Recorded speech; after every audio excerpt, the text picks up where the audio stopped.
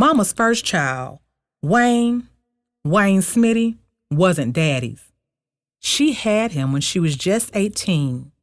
Cliff, his daddy, used to beat on Mama. But I get it. She was on the run, trying to escape, being raped and mutilated every day. Daddy came and rescued her from that man. And he took Wayne in like he was his own. He loved Wayne. Loved him so much that Big Brother and Cash used to get a little jealous. Big Brother admitted it to me once. Daddy spoiled Wayne something serious. And when Wayne got killed, Daddy blamed himself. Said if he hadn't kept bailing him out of jail, he might still be alive. Wayne Smitty was a pimp, plain and simple. That was his life. They used to call him Possum in Summerhill. I remember the night he left the house. I told him, "You gonna die tonight, Smitty." That was the first time I truly recognized my gift, my dreams. I begged him not to go. I kept having the same dream over and over. He'd been shot by a friend. I told him about it. He brushed me off. Said, "I'm just doing one last job, then I'm done." I burst into tears. "I'll never see you again if you walk out this door." He promised me he would be right back. I knew better, though. When the cops came knocking, I already knew. Wayne had been giving the man's dope out for free. Thought he could save folks. But you don't play with a dope man's money. He put a hit out on Wayne. And who better to do it than someone close? They told his friend, "It's either him or your family." He chose himself. Self-preservation, the first rule of life. I couldn't blame him because I would choose my brother over his family every time. At Wayne's funeral, he was laid out like a star. Long curly jerry curl, jet black skin, white suit, butt-kicking shoes, and a cane in one hand, and a big old Ronald Isley ring on his finger. The prostitutes wailed over his casket. "Oh, Slick Willie!" My older sister turned around and told them heifers, "Shut y'all damn mouth." Daddy missed Wayne's funeral.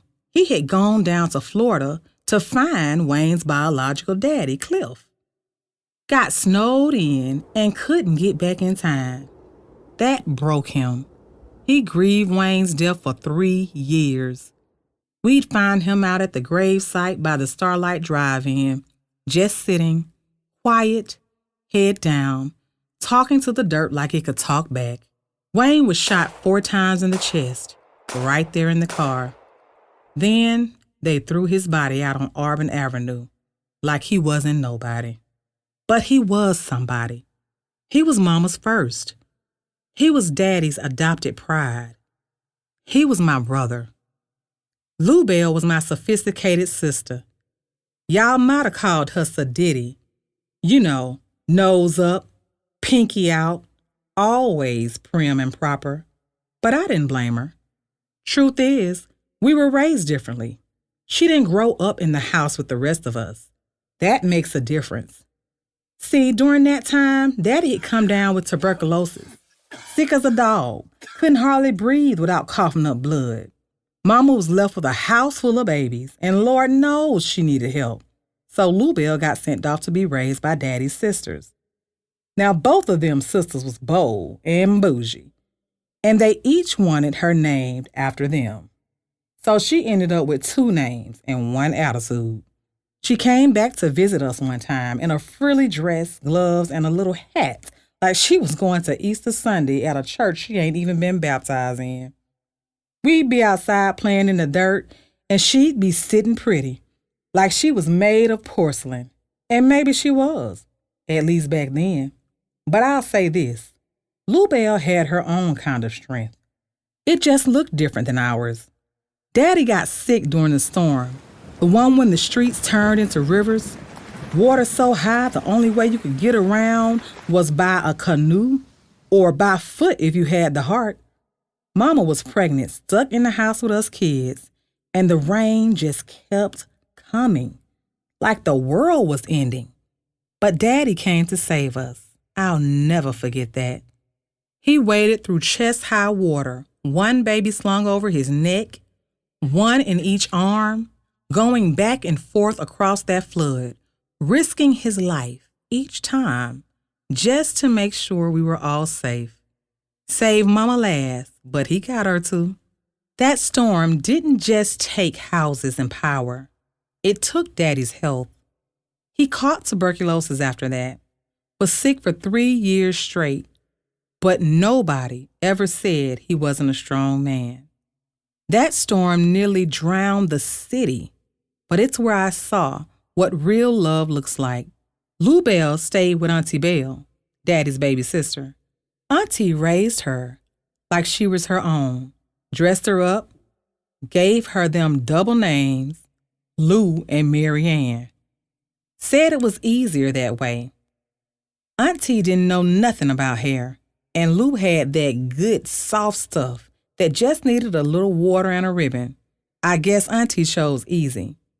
When it came to me, though, they kept me. Said I knew how to cook, clean, sew.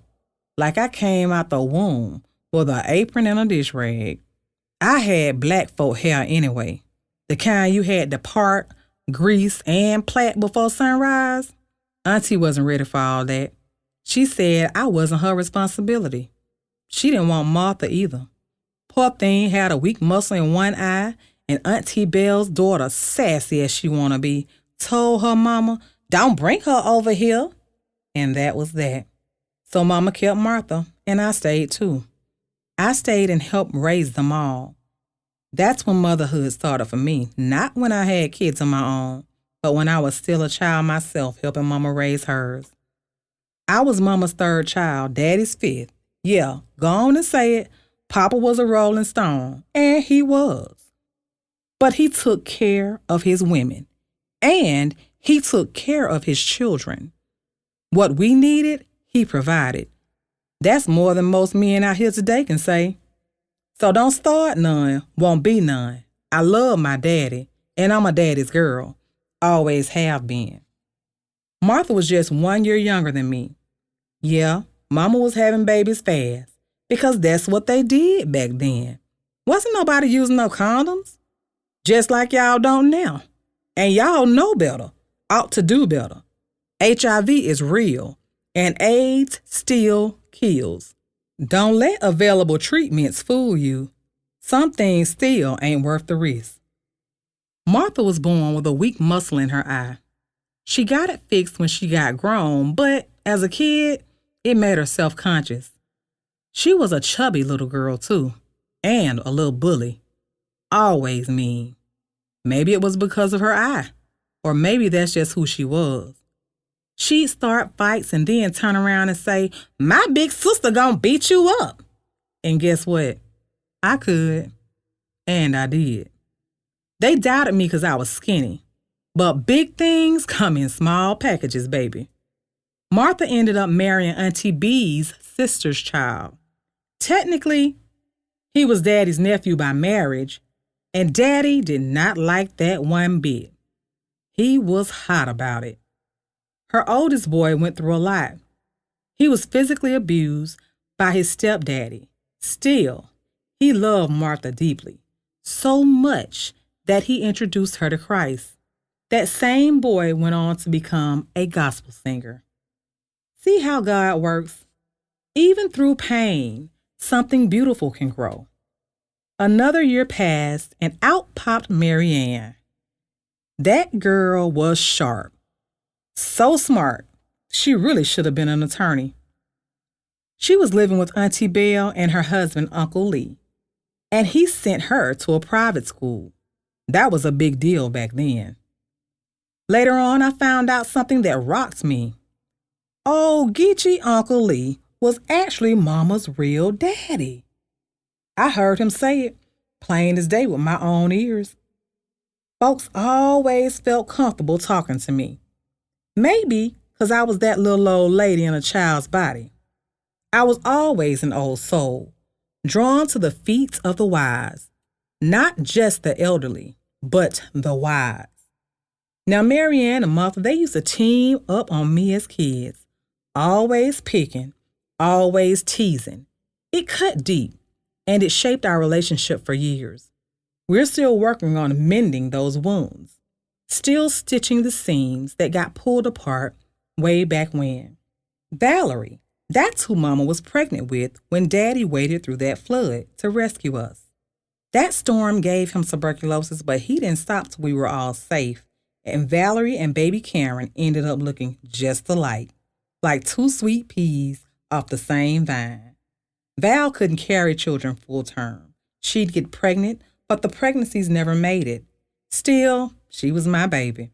She had such a big heart, always ready to give, always ready to love. Daddy taught her how to drive the tractor and till the land. Val didn't shy away from hard work or getting her hands dirty. She liked the ruggedness of life. That was our Val. She was bisexual, though, something you couldn't just be out loud back then. But Mama didn't raise no scaredy cats. Val was who she was, and she lived out loud, even when the world whispered behind her back. Raymond passed away in '95 from AIDS, cancer's evil twin. He was deep into heroin, shooting up between his toes and everywhere else.